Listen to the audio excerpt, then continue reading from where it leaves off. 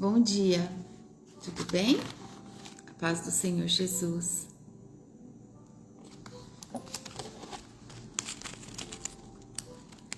Bom dia, tudo bem? Sejam bem-vindas todas, sejam muito bem-vindas. Que o Senhor Jesus nos dê todo o entendimento da palavra dessa manhã, amém?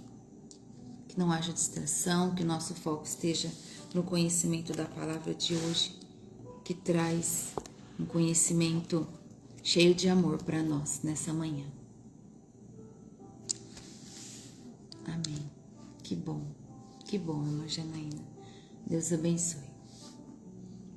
Bom, hoje o capítulo 16 do livro de Mateus traz para nós quem é Jesus e o custo de segui-lo. Esse é o início já do que nós vamos ter de conhecimento sobre essa palavra. Então esse capítulo, ele é muito importante, porque ele revela quem Jesus é de fato, né? Que ele é o Cristo, o Filho de Deus vivo, o Filho do Deus vivo. Então esse capítulo fala sobre a fundação da igreja e ensina sobre o verdadeiro discipulado, que exige renúncia e entrega total, tá? Quando a palavra discipulado entra, o discipulado, eu sou uma discipulada, você é ou pode ser uma discipulada, tá bom? O que seria? Levar a palavra, levar o evangelho para uma pessoa pessoalmente ou através das suas próprias redes sociais. Quando você sentir o chamado do Senhor para fazer isso, faça, sem ressalva, sem receio, só começa, tá bom? E o próprio Deus vai deixar fluir para que as coisas aconteçam. E é lindo o que ele faz, tá bom? É muito bonito, é muito lindo o que Jesus faz, a maneira com que ele vai conduzindo todas as coisas todos os dias. Então vamos lá. No versículo 1 ao 4 vai falar sobre os fariseus e os saduceus, quando eles pedem um sinal do céu. Quando diz assim, ó. Versículo 1. Alguns fariseus e alguns saduceus foram falar com Jesus. Eles queriam alguma prova contra ele e por isso pediram que ele fizesse um milagre para mostrar que o seu poder vinha mesmo de Deus. Mas Jesus respondeu: de tardinha vocês dizem, vamos ter bom tempo, porque o céu está vermelho. E de manhã cedo dizem, vai chover, porque o céu está vermelho escuro. Olhando o céu, vocês sabem como vai ser o tempo. E como é que não sabem explicar o que querem dizer os sinais dessa época? Como o povo de hoje é mau e sem fé. Vocês estão me pedindo um milagre, mas o milagre de Jonas é o único sinal que lhes será dado. Então ele saiu e foi embora. Jesus apenas respondeu isso, saiu e foi embora. Porque na verdade ali, os fariseus e os saduceus, eles sabiam interpretar o clima de acordo com a cor do céu. Então não havia nada demais ali, não tinha... eles percebem assim os sinais que dariam diante da cor do céu, mas eles não sabiam fazer nada além disso. Então mostra aqui que era uma geração má, né? Quando Jesus diz assim, geração má, geração adúltera, Jesus, em outra tradução é isso que ele diz, né? Em outra tradução é isso que ele diz. E aqui na minha fala, como o povo de hoje é mau, né, e sem fé. Então aqui Jesus falou, não vou dar nenhum sinal para vocês, porque na verdade eles queriam que Jesus caísse numa armadilha, né? Porque eles precisavam ali, diante de alguma autoridade maior, provar que Jesus estava fazendo milagres no nome de Deus, e eles não acreditavam que era através de Deus, assim, eles acreditavam que era através de Beelzebu. Então aqui nessa parte, Jesus mostra que o problema deles não era a falta de provas, na verdade. Mesmo eles achando que era falta de provas, Jesus sabia que não era. Mas era a dureza do coração deles. A dureza de coração que eles carregavam era o maior problema demonstrado ali. Então o único sinal, como Jesus respondeu, né, que será dado é o de Jonas. Foi isso que Jesus respondeu para eles. Que aponta para a morte e ressurreição de Cristo, 3 dias e 3 noites. Lembra que nós já falamos sobre isso? Então Jesus repete. Jesus, na caminhada dele, ele está repetindo a mesma colocação.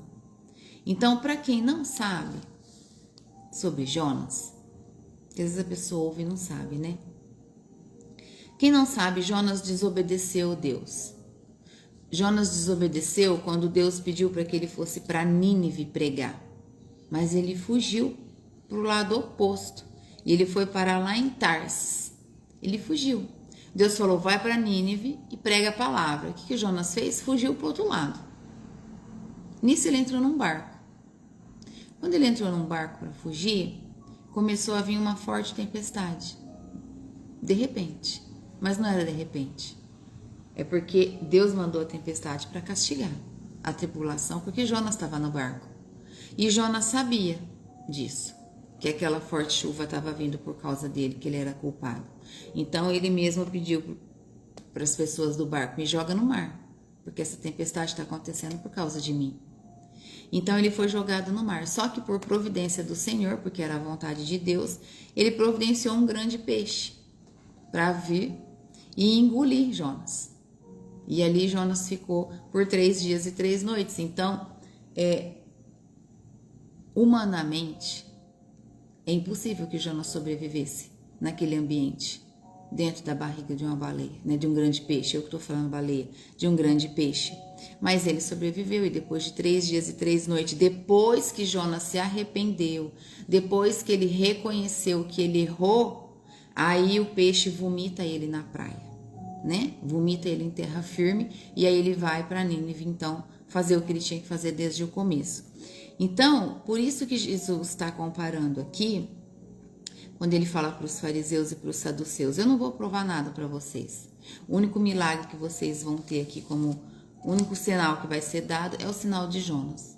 Foi isso que Jesus fez, tá bom? E aí eu trouxe a história de Jonas para quem não conhecesse, ficar conhecendo. E aí do versículo 5 ao versículo 12, vai trazer para nós o fermento dos fariseus e dos saduceus, quando Jesus diz assim, ó, do 5 ao 12, tá? Quando os discípulos atravessaram para o lado leste do lago, esqueceram de levar o pão. E Jesus disse, fiquem alertas e tomem cuidado com o fermento dos fariseus e dos saduceus. Aí os discípulos começaram a dizer uns aos outros, ele está dizendo isso porque não trouxemos o pão. E Jesus ouviu o que eles estavam dizendo e perguntou, por que é que vocês estão conversando por não terem pão? Como é pequena a fé que vocês têm? Ainda não entenderam? Não lembro dos 5 pães que eu parti para 5.000 homens? Quantos cestos vocês encheram? E aqueles 7 pães para 4.000 homens? Quantos cestos vocês encheram? Vocês não entendem que eu não estou falando a respeito de pães? Tenham cuidado com o fermento dos fariseus e dos saduceus.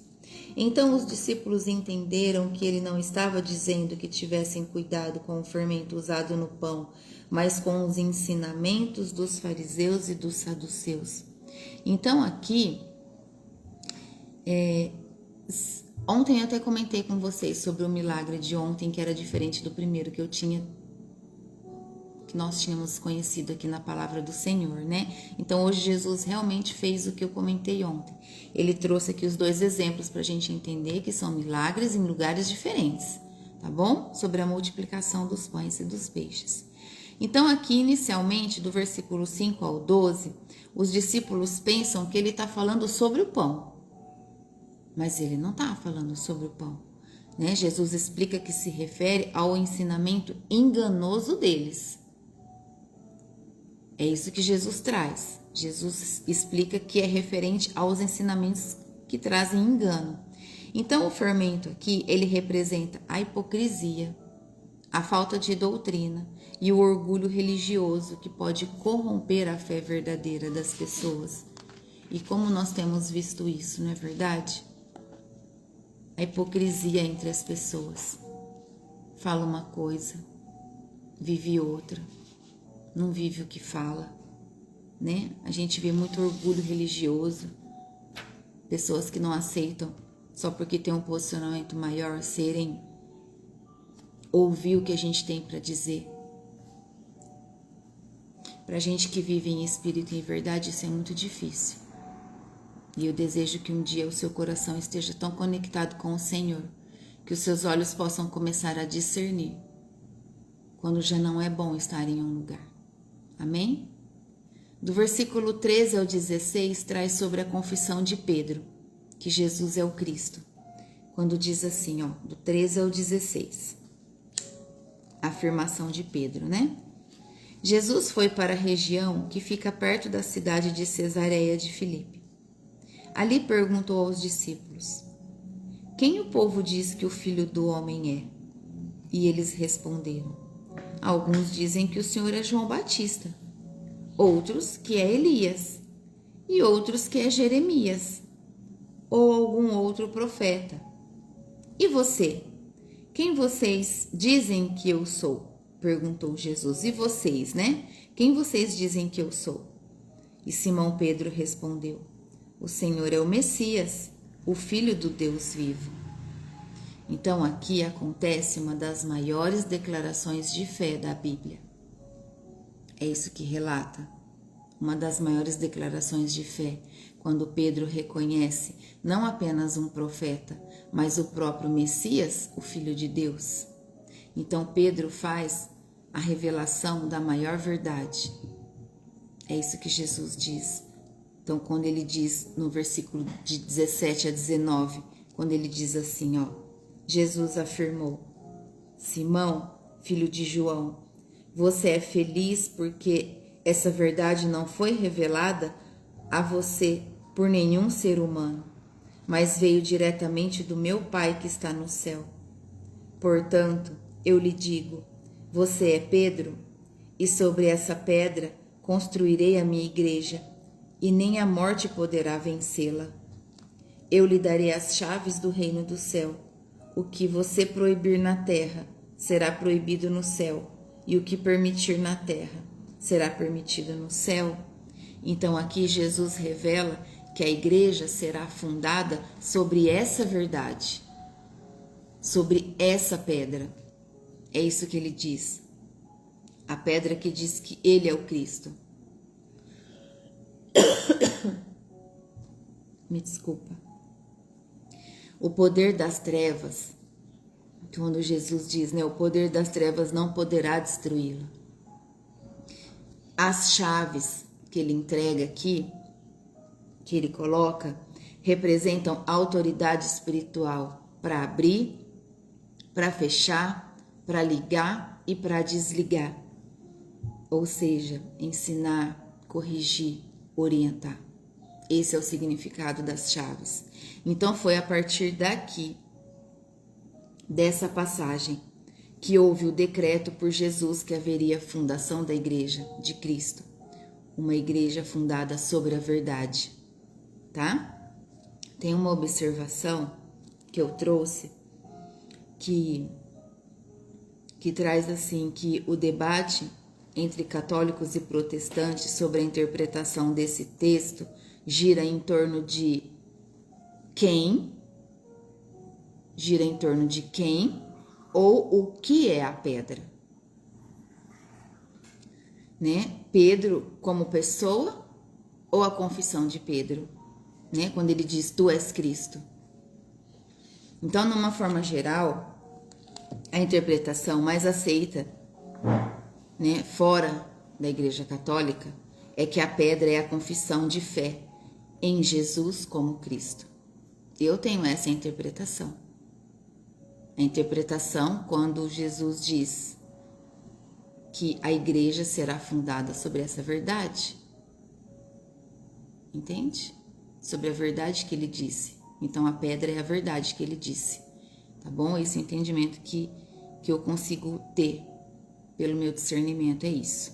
Tá bom? E aí eu trouxe essa outra observação porque é um debate existente.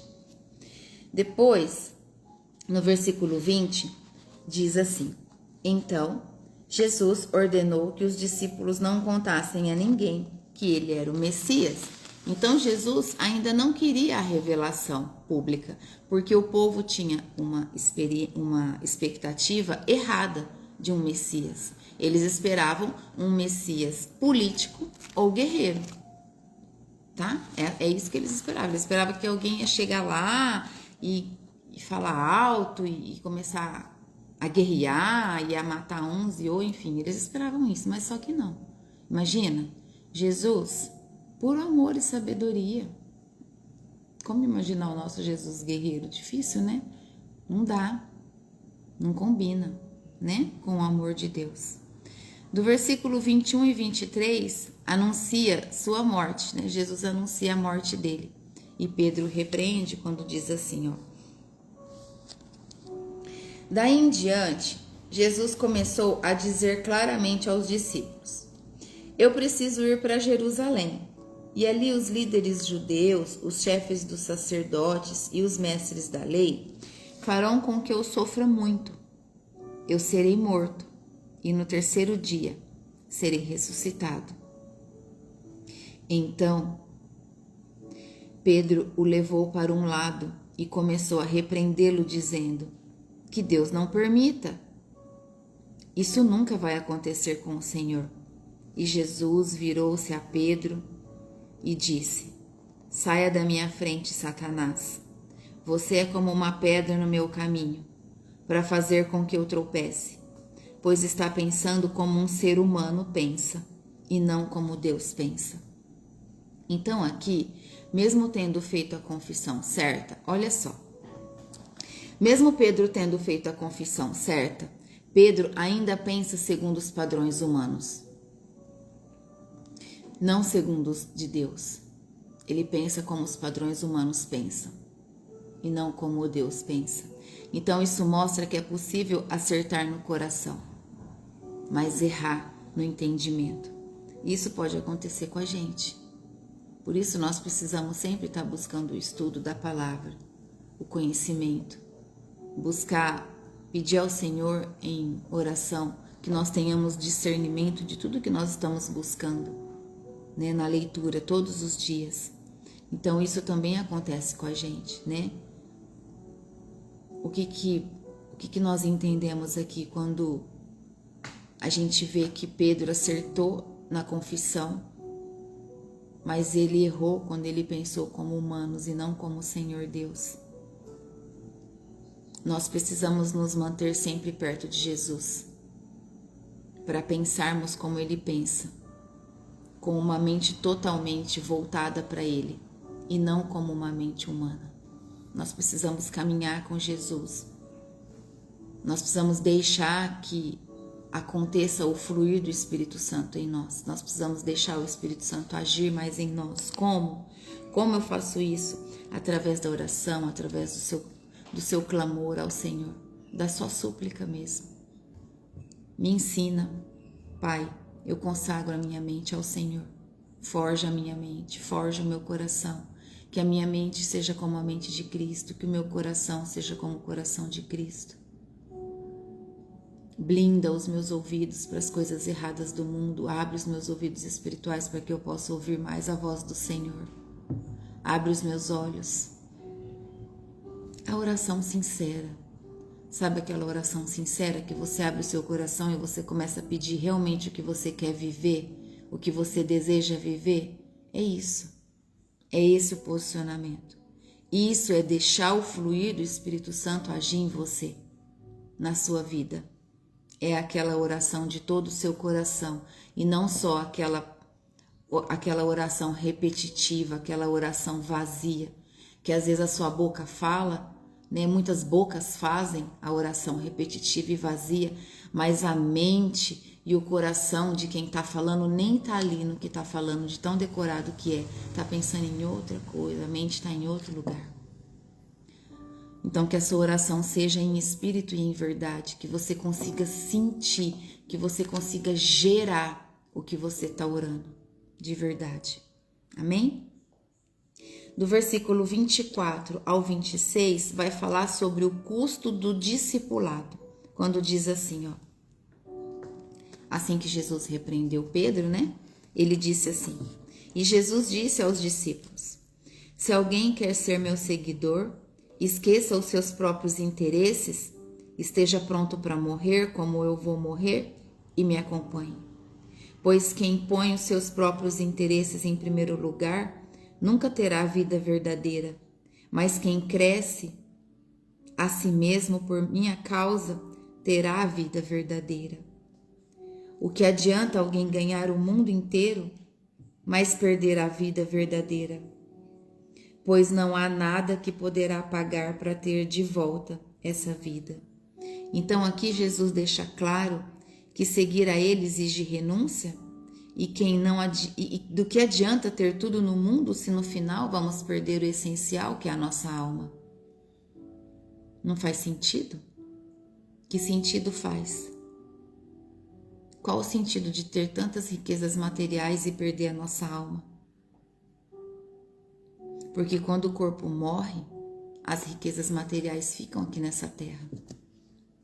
Tudo fica.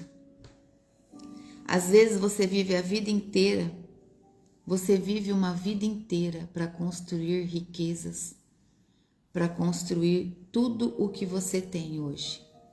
Você gastou sua vida para fazer isso e tem gente que gasta muitos mais anos para construir riquezas, para construir paredes, para encher os bancos de dinheiro. E o dia que seu corpo morre, fica tudo aqui. Essa é uma verdade. O dia que seu corpo morre, fica tudo aqui. E as pessoas que ficam, depois que o seu corpo morre, elas podem tanto usufruir do que você construiu ou destruir o que você construiu. Depende do que cada um carrega. Se eles carregam uma vida mundana, vão acabar com tudo. Vão acabar com tudo para viver no mundo. Não é verdade? Vão viver os prazeres do mundo. Com festas, com mulheres, com bebedeiras, com comidas em exagero. E isso pode acontecer. Nós sabemos que isso acontece muito. Então, por falta de tempo, porque você está se preocupando em construir só riquezas materiais, você não busca Deus.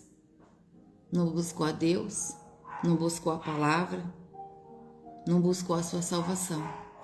Porque você só se preocupou em construir coisas materiais. Só que muitas pessoas não param para pensar nisso. E aí? Valeu a pena? Dedicar uma vida toda ali ao trabalho para construir coisas do mundo? E aí seu corpo físico morre?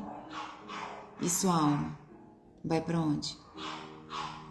Qual é o julgamento da sua alma? Você conseguiu a salvação? Pelo tempo que você teve aqui? Então, é uma pergunta que nós precisamos fazer. Tá valendo a pena? Valeu a pena?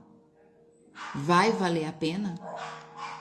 É isso que nós precisamos pensar. A minha resposta é claro que não. Para mim, claro que não. Não faz sentido nenhum. Não faz sentido nenhum eu perder o tempo da minha vida só pensando em construir. Por isso, a vida equilibrada é importante. A vida equilibrada é muito importante. Quer uma chave agora? Anota aí, para a vida inteira. Deus em primeiro lugar. Essa é a ordem, não tem outra. Depois as outras coisas. Se você mantém essa ordem nunca te deixa cair em erros, porque Deus está em primeiro lugar. Se Deus vem em primeiro lugar, você tem tempo para fazer todas as outras coisas. Agora, se você inverter essa ordem, você vai ter uma vida que não é a vida que você gostaria de ter.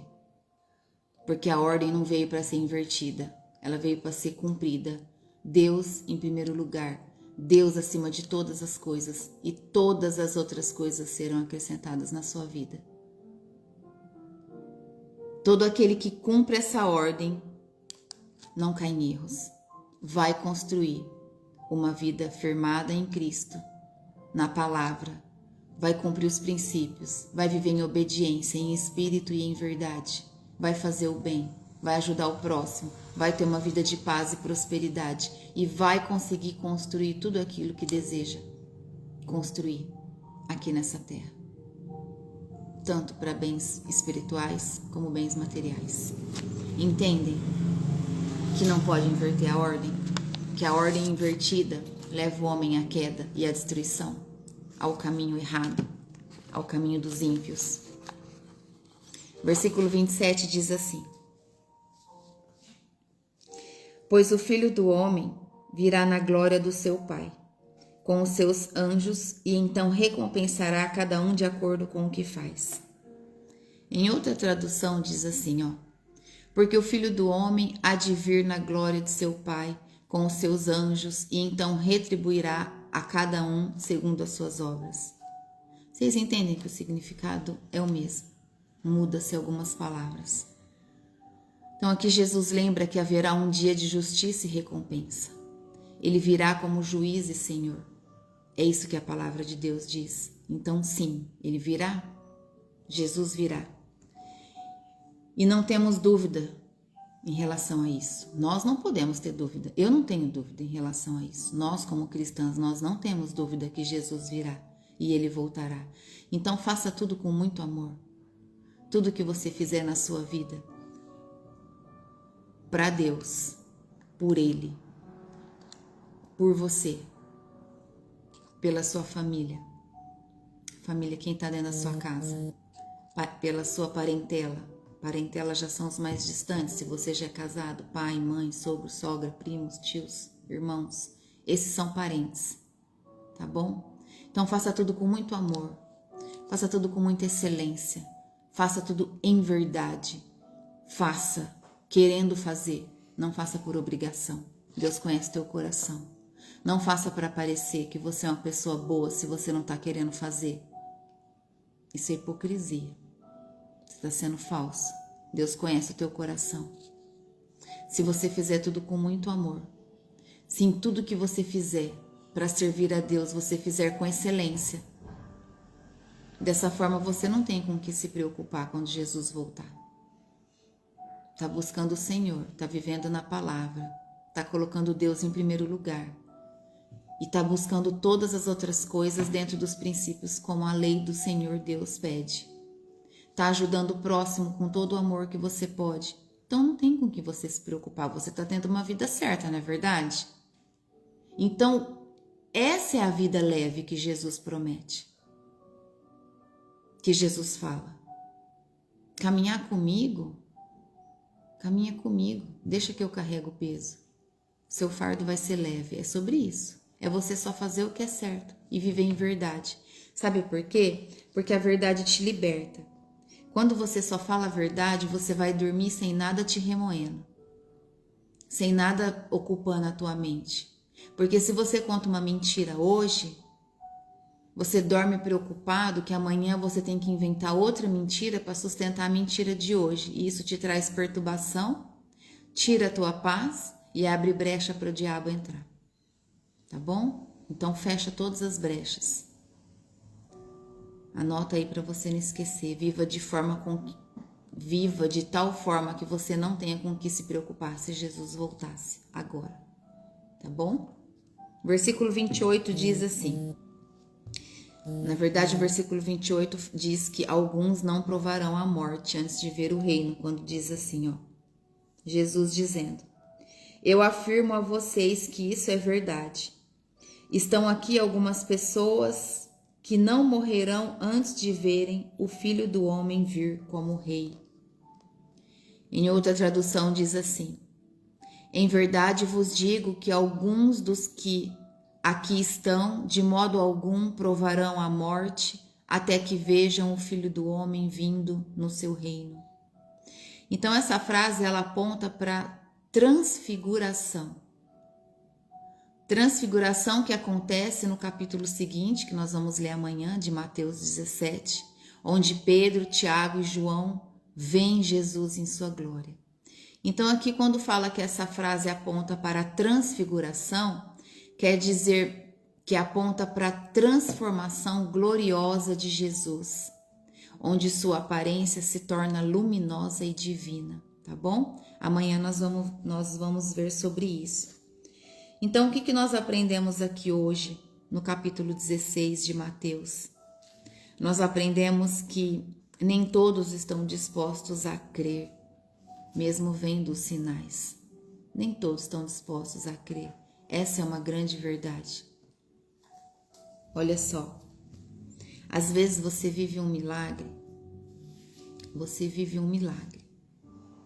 um milagre de uma revelação, ou um milagre porque o Senhor mesmo te entregou nas suas mãos ali entre você e Ele, e aí você quer compartilhar com alguém que você gosta, alguém que você ama, e você pensa que aquela pessoa vai se alegrar com aquilo que você está falando, e aí a pessoa ouve e olha para você e pode dizer assim: ah, mas isso não é coisa da sua cabeça, não?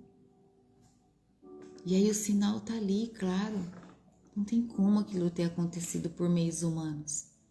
Ou senão você conta uma revelação que o Senhor Deus te entregou de uma maneira muito íntima sobre você. Uma coisa que só você e o Senhor conhecem. E aí aquela pessoa pode se voltar para você e dizer assim: ah, mas você não conhecia aquela pessoa? Então, isso aponta que nem todos estão dispostos a crer.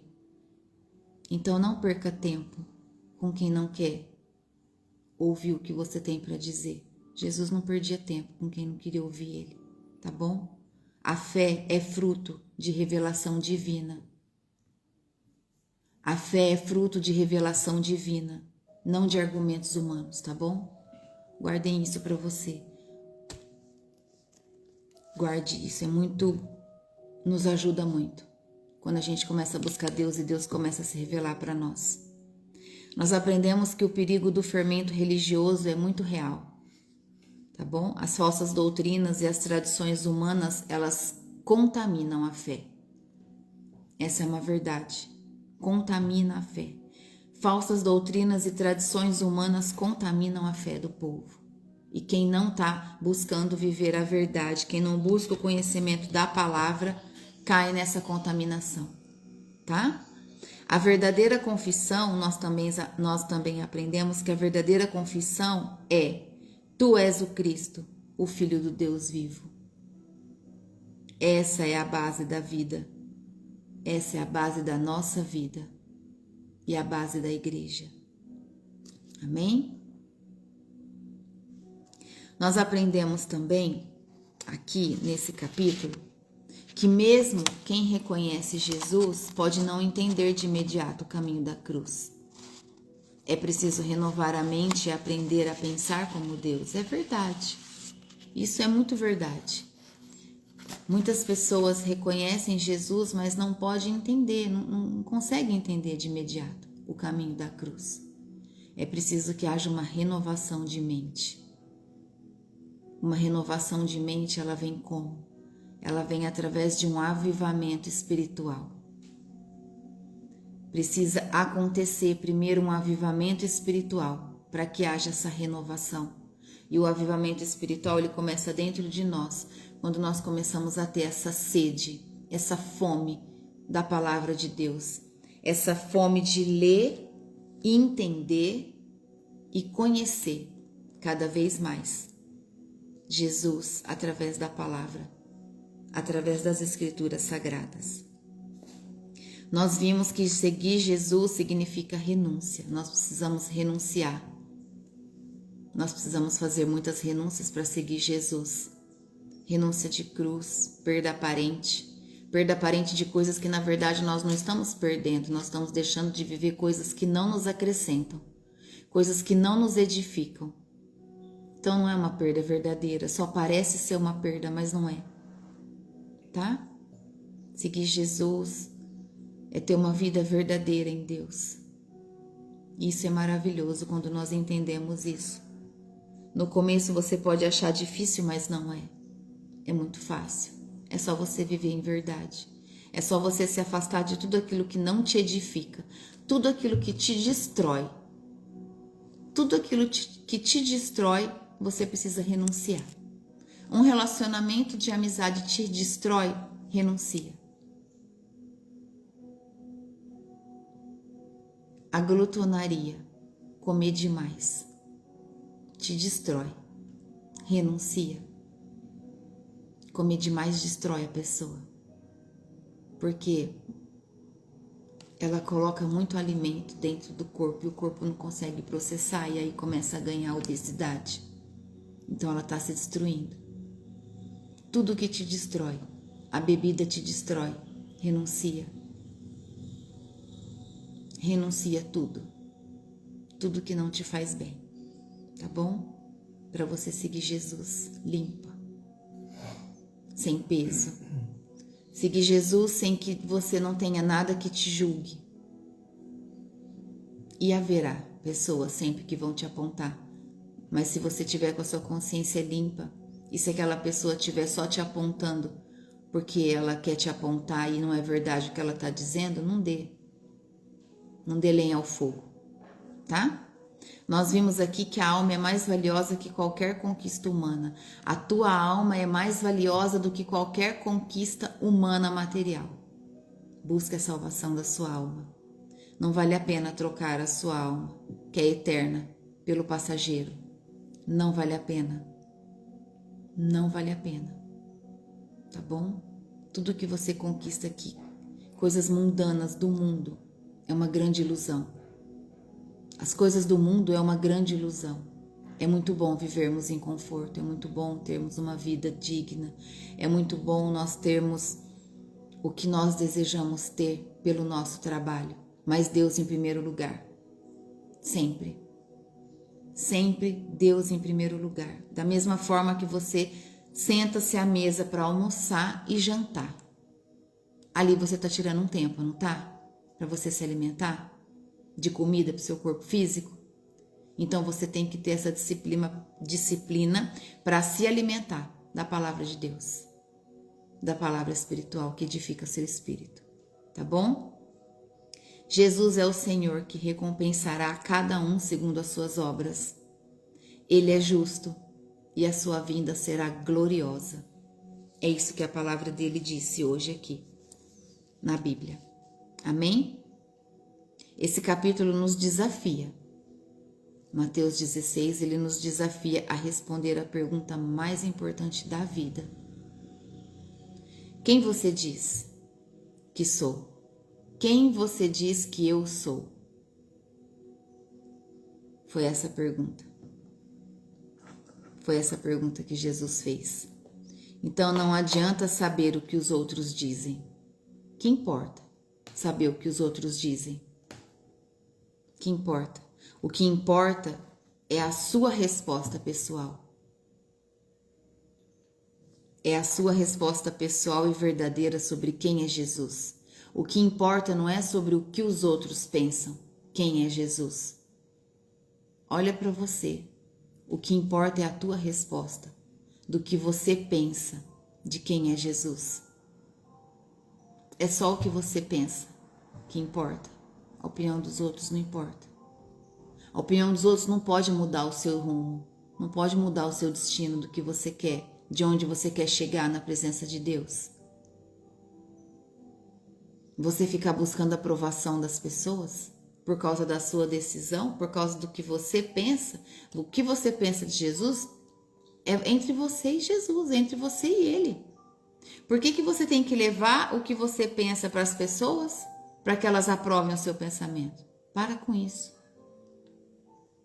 Para com isso, não importa o que a sua prima pensa, o que o seu tio pensa, o que os seus amigos pensam, não importa o que eles pensam de quem é Jesus. Importa o que você pensa, quem Ele é. A salvação é individual e a opinião dos outros pouco importa. A salvação é individual. Pouco importa o que as pessoas pensam. Quem é Jesus? Você tem que saber o que você pensa, quem Ele é. E é através do seu posicionamento, da sua verdade, do que você pensa de quem é Jesus, que você vai levar a palavra para as pessoas. Você não precisa ter aprovação de ninguém para ter certeza de quem Jesus é. A salvação da sua alma é individual. Jesus não quer admiradores ou religiosos. Ele não veio em nenhum momento pedir por isso. Ele não veio buscar admiradores. Não veio. Ele quer discípulos que estejam dispostos a negar a si mesmo, carregar sua cruz e seguir Ele. É isso que Ele veio fazer. A cruz, gente, quando Jesus fala da cruz, a cruz é um símbolo decorativo, certo? Muitas pessoas usam. A cruz ela não é isso só. Ela não é só isso, as pessoas precisam entender. O símbolo da cruz é o lugar onde morre o nosso ego para que Cristo viva. Para que Ele viva em nós. Esse é o verdadeiro significado do símbolo da cruz. Nós vimos muitas pessoas e lugares carregando a cruz. Pessoas carregam cruz, lugares têm cruz pregada como objeto de decoração. Mas será que eles realmente sabem o significado dessa cruz? Ou fazem por costume, ritual ou tradição? Ah, porque todo mundo põe, eu vou pôr também. Ah, porque todo mundo carrega, eu vou carregar também. Mas será que eles sabem o que eles estão carregando? Sabe o verdadeiro significado? E se sabem? E se sabem? Estão carregando a cruz com o verdadeiro sentido que ela é? Matar o ego para que Cristo viva nele? Para que Cristo viva em nós? Se você faz isso, você está carregando com o verdadeiro sentido? Matando o seu ego para que Cristo viva em você? De verdade?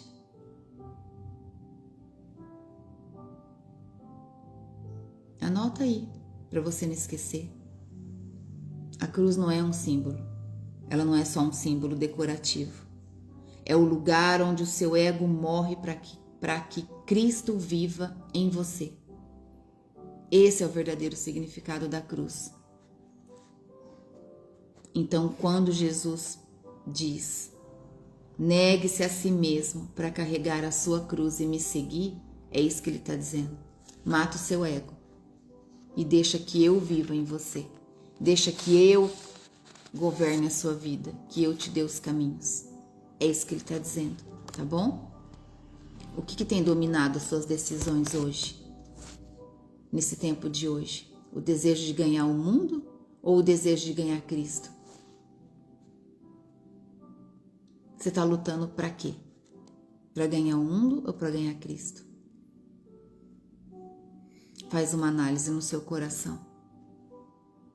Você está disposta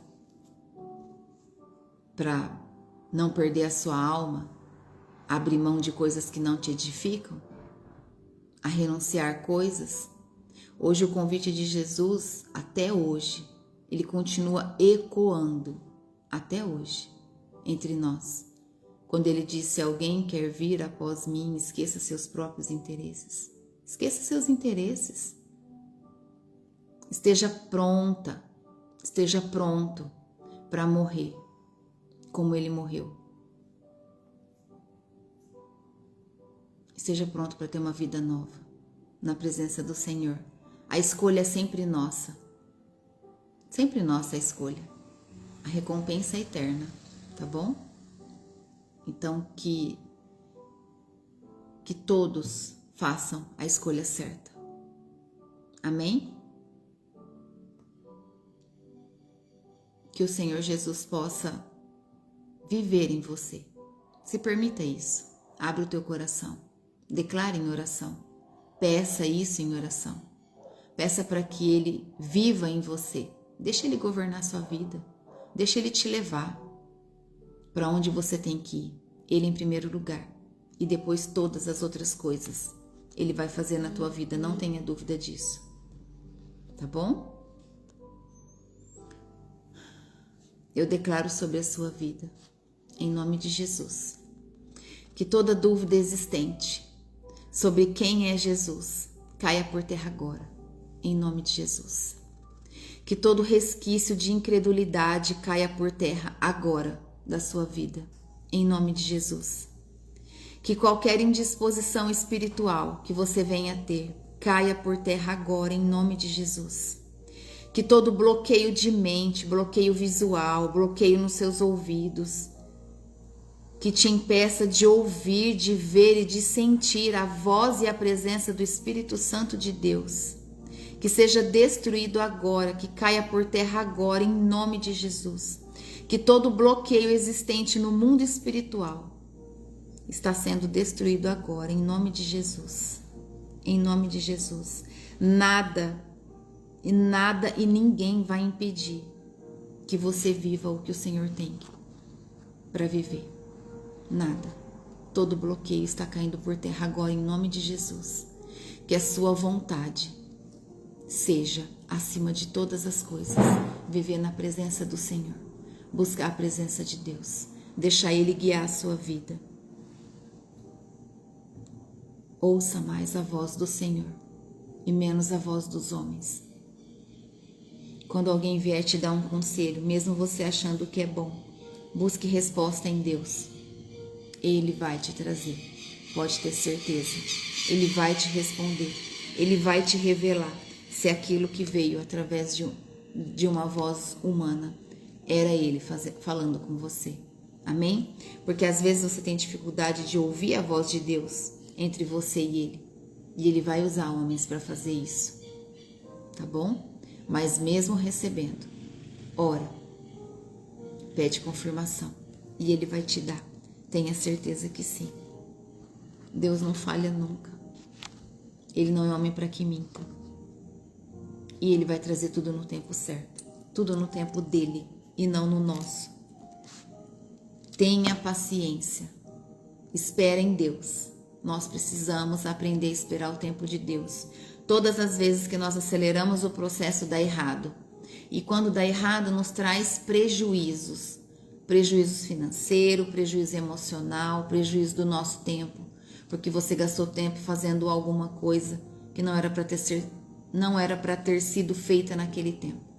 Era para ter esperado um pouco mais. Amém? Vamos orar para terminar o nosso estudo de hoje. E amanhã nós vamos dar continuidade na palavra de hoje, né? Que nós vamos ver a transfiguração de Jesus, que é o que nós vimos hoje, que amanhã nós vamos ver. Amém? Então vamos orar. Feche seus olhos, curva sua cabeça, em sinal de reverência. Querido Deus e Pai Todo-Poderoso, na autoridade do nome santo de Jesus, eu me apresento agora diante do Senhor nas cortes celestiais e consagro ao Senhor o nosso estudo dessa manhã. Consagro ao Senhor esse ministério de mulheres de avivamento, onde pessoas têm buscado, Senhor, o conhecimento da Tua palavra. Pessoas têm buscado, meu Pai, a Te conhecer de uma forma simples, mas profunda, de todo o coração. Corações que estão rendidos ao Senhor, que estão dispostos e disponíveis a buscar, Senhor, esse tempo de conhecimento da Tua palavra todos os dias. Em nome do Senhor Jesus, eu apresento ao Senhor cada vida que está aqui agora, presente, ouvindo, Senhor, o derramar da Tua palavra. Eu peço ao Senhor que abençoe poderosamente a vida de todos que estão aqui, Senhor, nessa oração. Eu peço que o Senhor prospere em fé, que o Senhor prospere em todos os recursos necessários que cada um esteja precisando para esse dia de hoje. Abençoe seus lares, os seus familiares, Pai. Toca de forma profunda no lar de cada mulher, Senhor, de cada filha, de cada filho do Senhor que também está presente aqui, meu Pai, em nome de Jesus. Abençoe os negócios de cada um. Que todos nós possamos ser grandemente abençoados hoje nos nossos negócios. Que tudo que nós façamos, o Senhor possa estar presente. Nós consagramos ao Senhor tudo que vamos fazer no dia de hoje. Nós consagramos ao Senhor todo o prover financeiro que entrará na nossa vida no dia de hoje. Nós te consagramos, Pai, em nome de Jesus, a nossa vida, a nossa saúde, a nossa família. Porque tudo é teu. Tudo vem do Senhor, nada é nosso. Obrigada, meu Deus, pelo teu amor, pela tua proteção. Obrigada pela vida que o Senhor nos dá. Obrigada, Senhor. Em nome de Jesus, nós te agradecemos. Amém. Obrigada, Jesus. Muito obrigada. Toda honra e toda glória ao Senhor, Deus, todos os dias da nossa vida. Assim nós vivemos e assim nós declararemos todos os dias. Toda honra e toda glória é sempre de Deus, nunca é nossa. Amém? Deus abençoe o seu dia. Eu agradeço a todos que estão aqui presentes nessa manhã. Mais um dia abençoado na presença de Deus. Até amanhã. Deus abençoe o seu dia.